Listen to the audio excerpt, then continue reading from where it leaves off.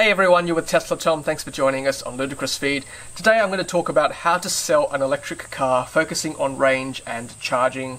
Now, even though it's called How to Sell, I'm coming to you from a commuter and a consumer's point of view, and these are the kind of questions and topics that will come up for a potential customer in your store or showroom, and these things you really should be across when you are selling an electric car.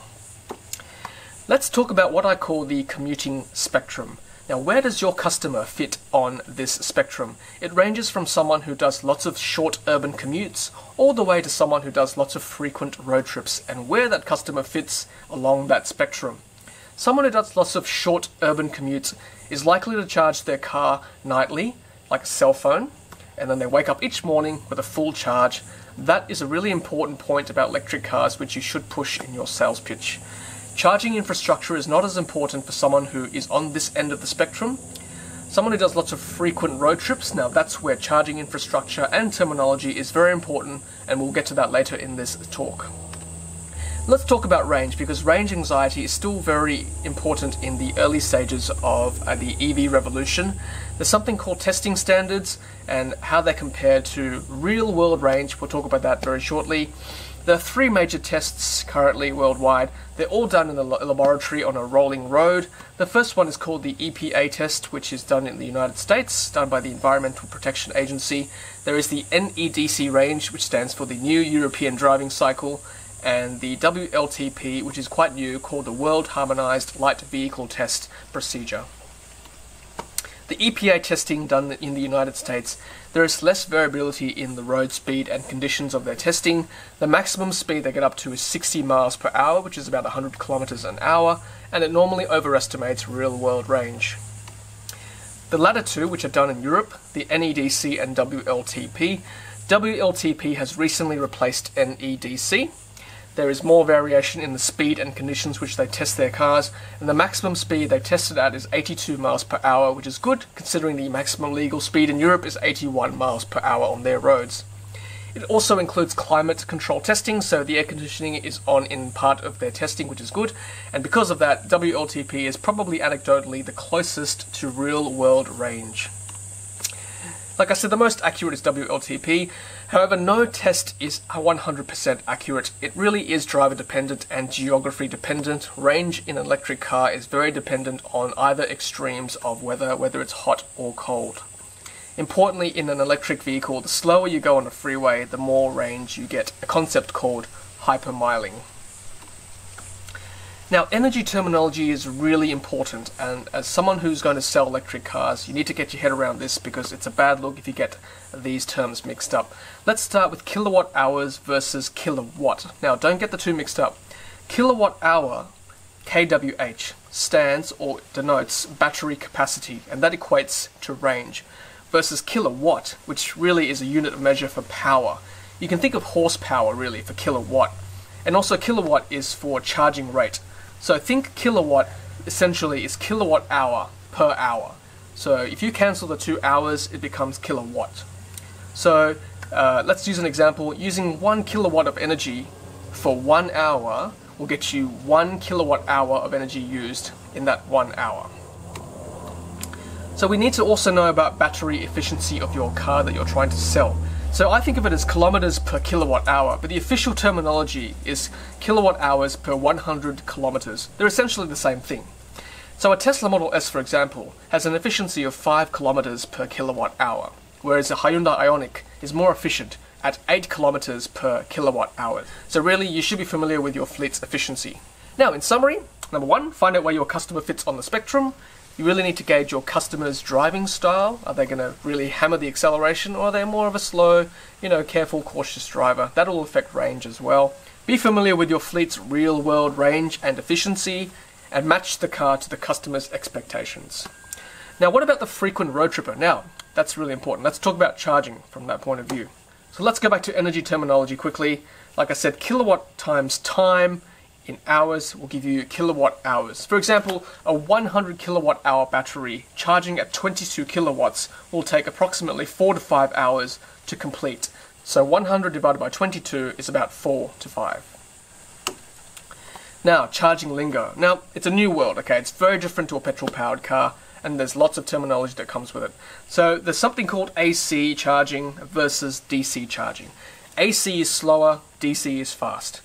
AC, the maximum you can get out of an AC charger is 22 kilowatt using a 3-phase power in Australia.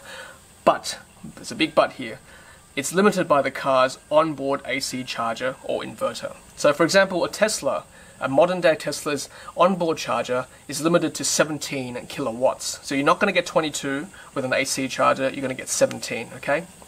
A wall socket in Australia, the maximum you can get is 2.4 kilowatts. DC in Australia ranges from 50 to 150 kilowatt. More and faster chargers will be coming. For example, in Europe they're talking about 350 kilowatt charging rate using a CCS2 plug. But again, this is limited to the car's battery management system.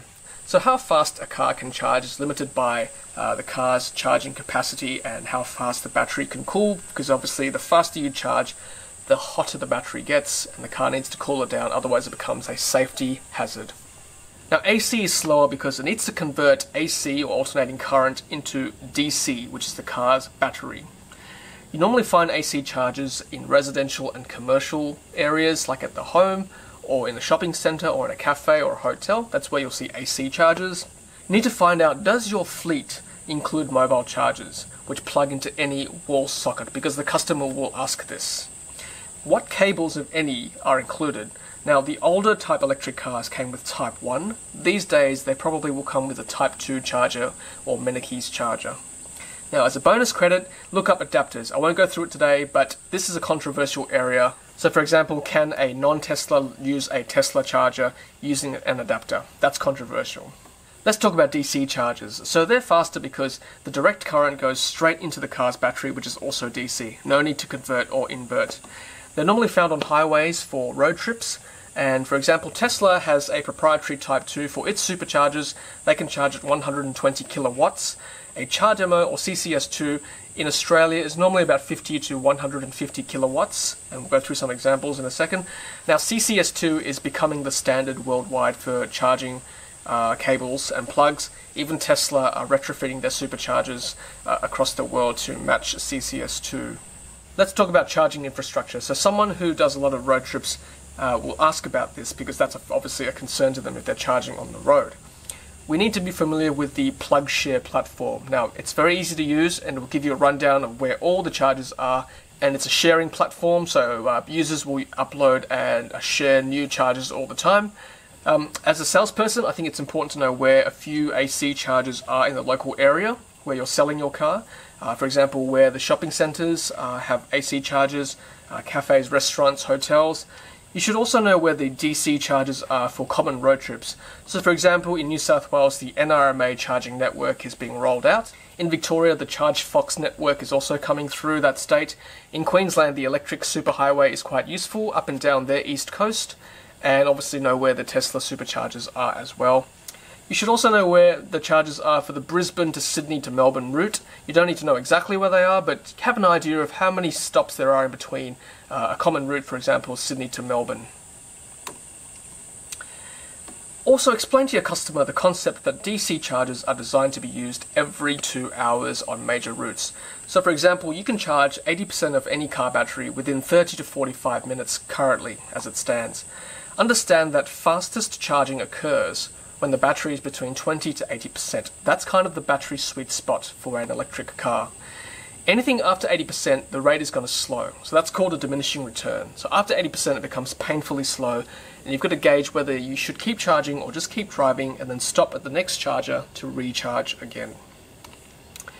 So in summary, number one, match customer expectations using Commuter Spectrum, as I showed earlier. Explain why there is a variation in standardized testing versus real-world range. Trust me, your customer will ask you if they've done any reading prior to coming to see you. Understand the difference between charging rate, which is kilowatt, battery capacity, kilowatt hour, and efficiency, kilometers per kilowatt hour or kilowatt hour per 100 kilometers. Don't mix those three up, very important. Understand the differences between AC and DC charging, and familiarise yourself with common road trips in Australia with regards to DC charging.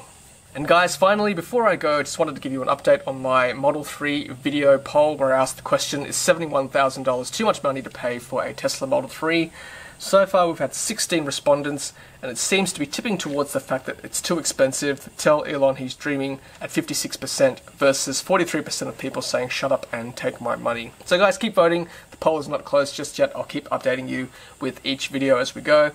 And last thing is that I need your help because I have done a video on the emissions testing mode in my Tesla Model S, and here's a sneak preview of that video. Check it out.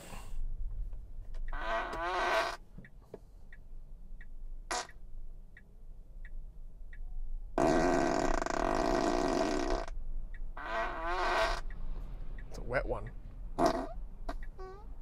So it's essentially 5 minutes of me listening to the farting noises and commenting on them. If you really want to see that, then leave a comment and I'll upload that next. Alright guys, that's my tips on how to sell an electric car to an EV enthusiast or someone who's potentially going to buy one. Look, I'm sure there are a lot more tips out there, so guys, leave your comments. What other tips would you want to share with salespeople out there? It's a new world for them. We probably know a lot more than some of these salespeople, so let's help them out so that we can spread the message of the electric car revolution across Australia and worldwide. Alright guys, thanks for watching. Hopefully it's a lovely day wherever you are in this world, and as always, happy charging. Thanks for watching, and thanks for being part of the energy revolution. If you haven't done so already, be sure to hit subscribe to stay up to date with our latest videos. If you're about to buy a Tesla, use my promo code Thomas7208 to score 6 months of free supercharging. Happy charging!